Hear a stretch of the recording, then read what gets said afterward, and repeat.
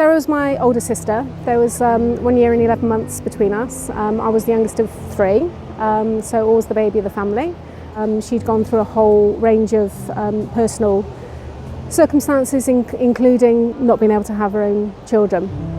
And she went through numerous rounds of IVF. And she and her husband Neil, my brother-in-law, who's amazing, eventually were able to adopt children. And they just reached that point where they had the family that they were hoping for, and that was when unfortunately Sarah got her cancer diagnosis, completely out of the blue, and unfortunately it then became what was initially looking like a potentially good outcome that very quickly changed.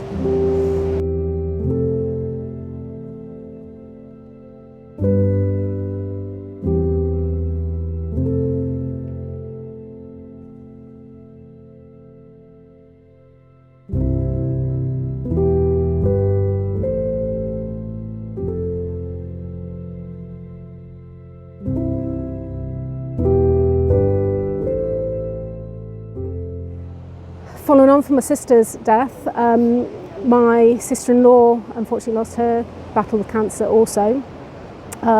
Initially she had breast cancer and a double mastectomy. At a later point she had brain cancer. And following on from that, my stepfather died from duodenal cancer.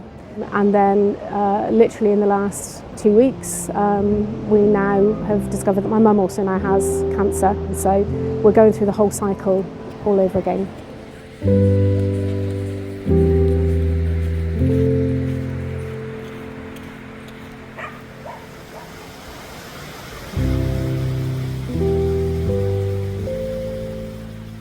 In my head I'm thinking, can I do this, can I do this? But it's more about, I want to be able to do it.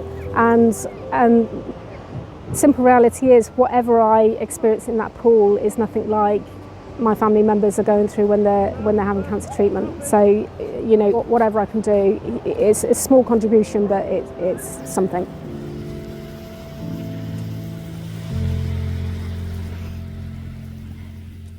On the day of my sister's funeral, we took a walk on Clevedon Pier and a small white feather appeared on my nephew's shoulder.